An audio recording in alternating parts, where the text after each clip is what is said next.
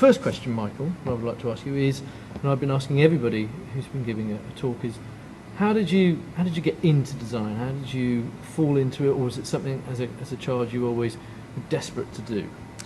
Well, I actually got into it by mistake. I wanted to become an architect, and I was pretty stupid at school. I only got 2 O-levels, and therefore I couldn't actually get into architectural school.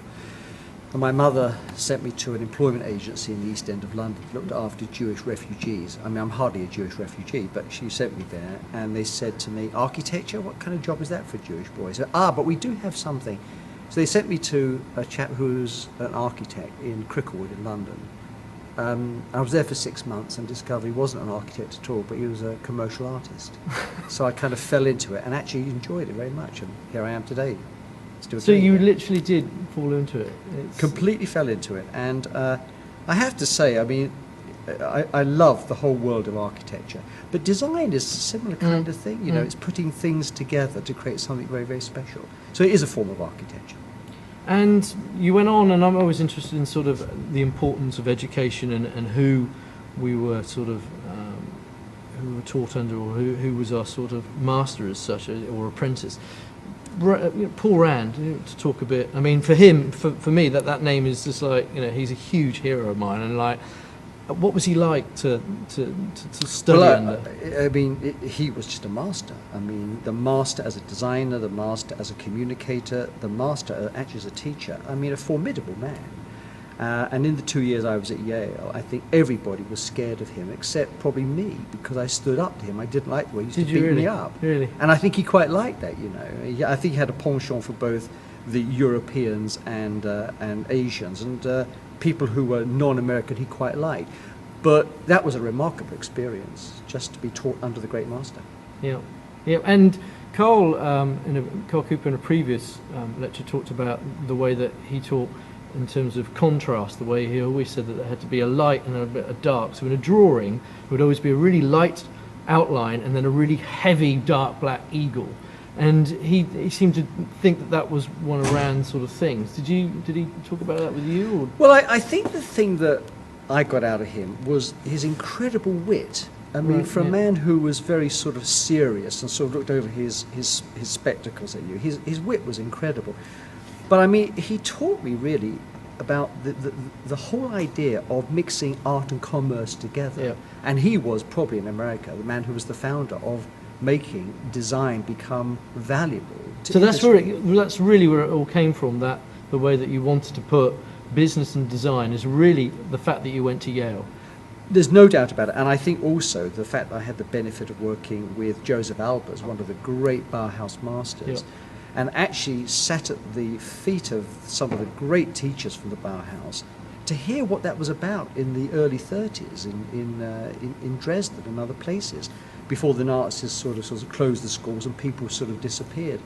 And that was remarkable, because these people today are great legends. That's where I learned really about the way I want to move forward from the whole idea of the Bauhaus. Okay.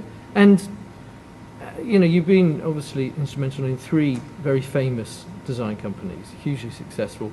What would you say was one of the ups out of those 3? I mean, is there something that you always remember, like, was it the first pencil? I doubt it, but you know, was there something that you always thought, yeah, this is great? Was it travelling on Concorde with Michael Peters' group, or is there anything I think that moving into our spectacular building in Shepherd's Bush was for me the highlight, because it became, if you like, a school, an academy of learning.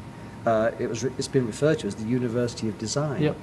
And every day when I go in there would be these wonderful designers, and by the way, we would invite designers from all over the world to come and lecture to us. April Greiman, if you remember. Yeah, no, I remember. You know. And for me, it was like an academy. So it was like going back to school, but we did brilliant business, and most of all, we did the most wonderful work. Yeah, that's what excited me the most.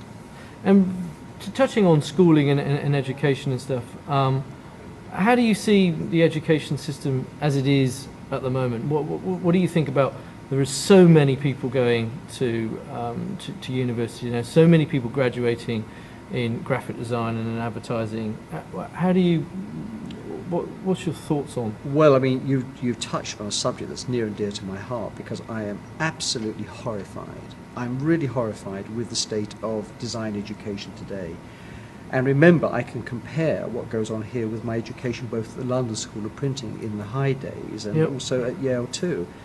I recently met a government minister of education, and I offered to help the government save £100 million a year by closing down 90% of the art schools. And I really think that our students today are taught by mediocre teachers. And I'm very worried about this, because I think it spells the end of a kind of an era of education that as we know it. And I think it would be beholden upon us as professionals to get back into schools to try to teach or work with youngsters, or even bring back the whole notion of apprenticeship. That's Yep. what I had when I started. Youngsters being paid by the government to come and work as an apprentice for a year or 2 years, and to learn really the craft and the trade. Yep, yep. And what, I mean, you talk about the education it being horrific. Why do you think that why do you think it's happened that way? Why, is it just too many seats, too many bums on seats? Why do you think that the lecturers aren't there? Why do you think the masters aren't going there anymore? Well, I think if you compare it to architecture, where the great architectural schools have the great architects, the practicing architects teaching the students, and they're welcome to teach the students. Yep. In this country, we have a different point of view completely. We don't bring in the professionals to art schools and make them feel part of the curriculum. And what do the students have? They have second-rate teachers who could never hold down a job professionally, who are teaching these kids, design a book jacket, design a letterhead, do whatever you want to do. And these kids are not learning about the future of the business. So when they come out of school, you get the sort of the gems who are brilliant, which are rare, but by and large you get pretty inadequate students who just don't know where to go, and therefore a lot of money is wasted where they sort of move into other things and don't continue with the career that they started on. Okay. One sort of last question is, I named your sort of three businesses. Is there another?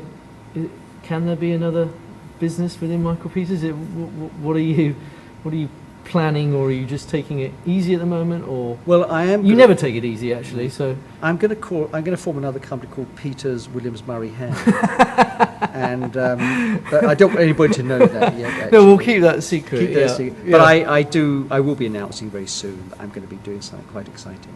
Okay. We'll look forward to that.